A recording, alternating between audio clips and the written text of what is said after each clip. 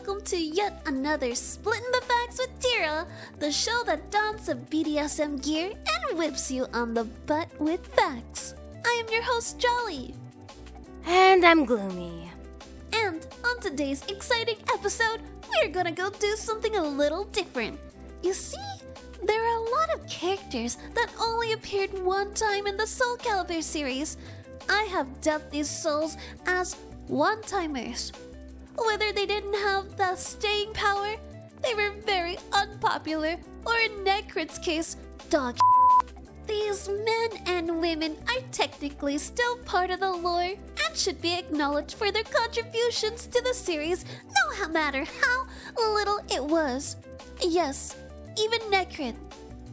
So folks, let us make some ground rules before we start our journey into mediocrity. 1. Obviously, the character has to have only been in one game, but they also have to be playable in some form. Random little NPCs do not count. Number 2. Alternate costumes don't count unless they are their own character. So, as much as it pains me to say it, the nightmare costume that Siegfried has in Soul Blade doesn't count. Vice versa, however, Nightmare Siegfried costume doesn't count either. So, there is a silver lining. 3. Guest characters will be done in a separate video. 4. Soul Calibur 3 has a crap ton of characters in it. Not as much how many diseases Sophie as Dirty Lady parts have, but still. Therefore, just so we aren't here forever, I won't count any characters that are included in the bonus characters section from the character select screen, nor will I count any characters from the Chronicles of the Sword mode. Also, that last one is more for my sanity than anything else. With that out of the way, let's look at the OneTimers. Hey, what about Soul Calibur Legends? Huh? What about Soul Calibur Legends? Oh! Gloomy, tell this nice gentleman about what we think about Soul Calibur Legends.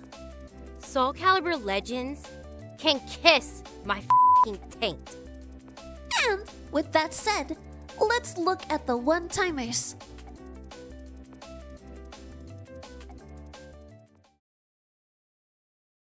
Since we did an episode on Li Long, the only other character to appear in Soul Blade is Song Mina's father, Sing Han Mayonnaise. Seong Hung Myung. Or I'll just call him Han. Han is a widely respected Korean martial artist who owns his own dojo. He had a son and wife, but both were taken by the ever-futile, unnamed disease syndrome, leaving him with just Mina. I'd call that a fate worse than death. Enter Hwang, a young Korean patriarch brimming with talent. Han was so impressed with Hwang, he wanted to adopt him as his son. And when Hwang politely refused, he then thought he could get Hwang to marry and bone his daughter after he wanted him as his son. That's so hot! Jesus Christ, Jolly. Mina one day decided to go after Soul Edge against her father's wishes, so she ran away only for Hwang to bring her back. This would happen again during the events of Soul Calibur 1, when she would run away and Hwang would bring her back. Did her dad put a f***ing tracking device on her? Yeah, she's Korean in a foreign country and dressed like an SMM Star Wars cosplayer. But how do you just find someone on this? It's 24,902 miles in circumference, which is 4,007 in kilometers. There's your fact for me in this episode. That's great, Gloomy, but why are you showing a picture of Jupiter? Please, continue. During the events of Soul Calibur 2, this surely well-rounded and popular character read in a sarcastic tone. Oh wait, I wasn't meant to read that. Meh. It. This guy, let's call him Ginger Prick, steals one of the heirlooms of the Xiong family, the sword White Storm. Mina felt somewhat responsible as she has a conversation with him before he ran away. She would ask her father's permission to return the thieving little and while reluctant, Han knew she would off anyways, so he would let her go, bringing a full circle to his story.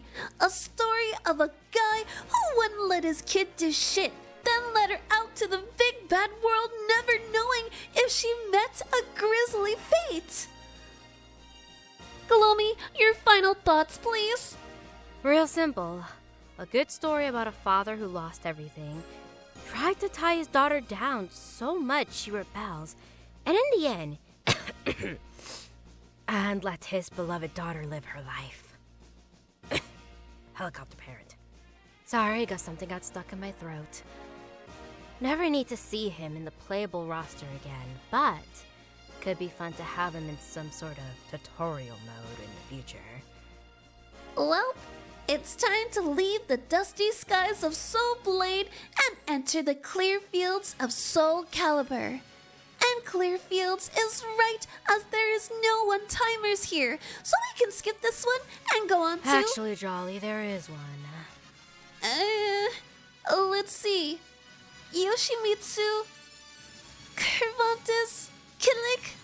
No, Gloomy, I am so sorry, but I think you are wrong on this one. First off, ever call me wrong again, and I'll bash your head with that tire iron. Second, you've forgotten Arthur. Who? That's Mitsurugi. Nope, that's Arthur. No, it's Mitsurugi with a stupid eye patch. It's f***ing Arthur! Okay. But it's Mitsurugi. Okay, Jolly, I'll do this part. You go for a nap. Go for a nap? But how would I... Well, it took way too many attempts and headaches to figure out I could do that. Okay. Arthur is a curious case in the Soul Calibur lore. He was made in response to a few countries banning the depiction of Japanese samurai in media. So, with a bottle of blonde hair dye and an eye patch, you turn Japanese-born into an English native Arthur. If it worked out for James Bond, then it's good enough for our humble little game. Now, you think with the changes they did to the artwork, they just give Arthur a story similar to his doppelganger? But surprisingly, they gave him a completely different story, which I will give to you now. God, I hate my life. Arthur lived his early life as a beggar growing up in England, and he would befriend a sailor, don't read too much into that, and sail to Japan where he was adopted by a merchant who brought him as curiosity. I'm just glad things are different nowadays. Yep, Dark Age like that never happens today. His new, let's call a door owner taught him Japanese and Japanese etiquette. However, being an outsider, he was treated badly, so he was given to a noble. He would learn to fight and become a warrior to the noble. He would lose his eye, hence the eye patch. He would also get a girlfriend and have a child. It's up to you which event was more painful. He would still be treated as an outsider, and would increasingly get to him. Yes, let that hatred overflow. This would lead him to search for Soul Edge to prove himself, I guess. All I know is, if Li Long isn't getting Soul Edge, Arthur sure as hell ain't getting it. He did find a shard of the sword and returned to Japan to marry his girlfriend, and gave the shard of Soul Edge to her.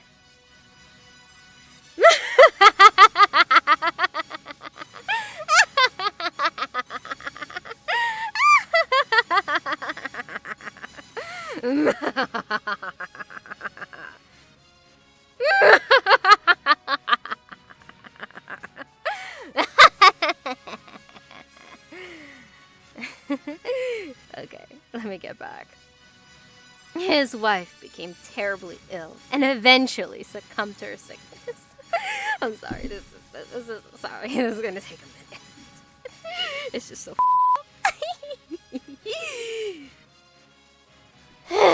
Okay, Gloomy, get yourself together. And it was suggested that it was due to the shard.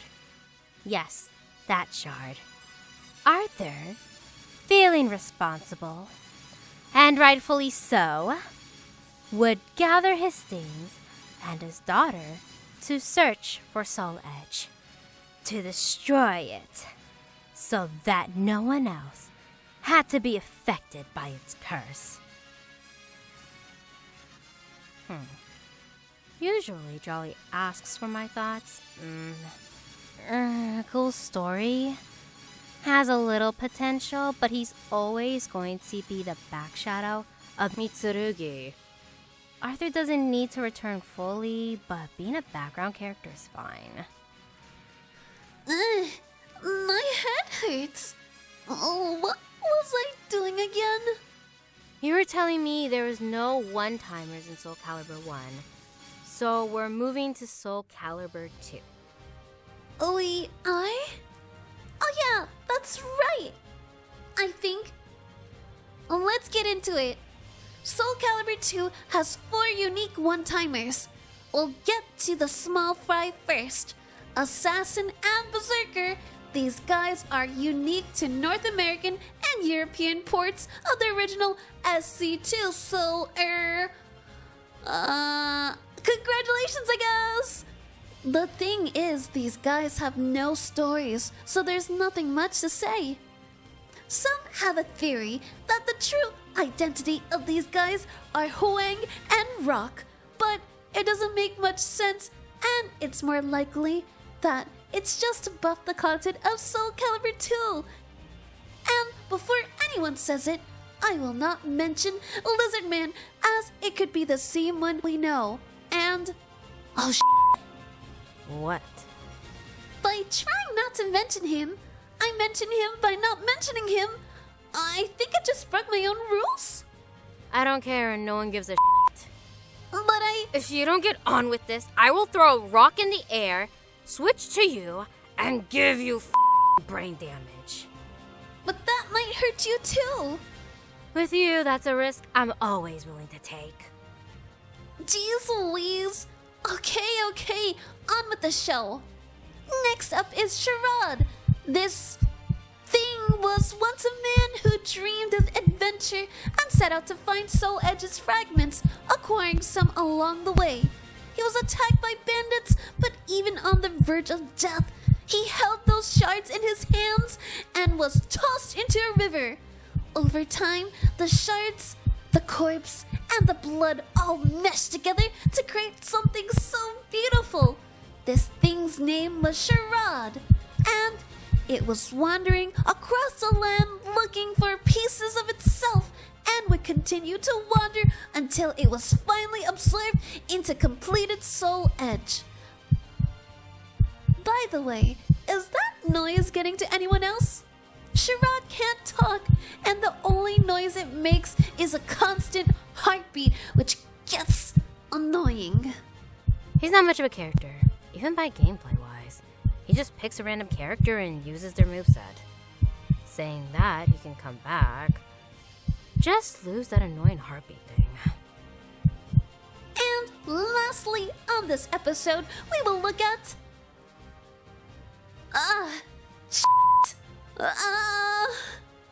Nope, can't do this. This has been Split the Facts with Tira, and I am not ready to do Necrid. I will knock your teeth down, you... Wait, what?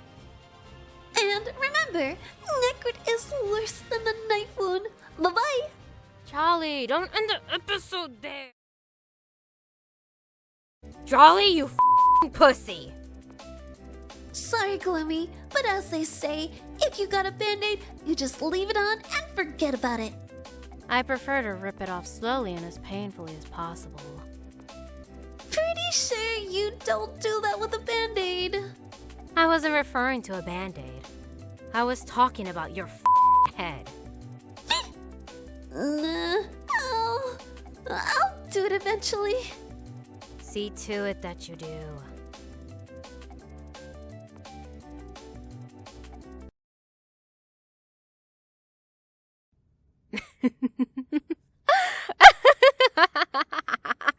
Okay. Excuse me. My phone was vibrating. Excuse me. Ugh. Okay, I'm gonna get that later. Let me continue maniacally laughing.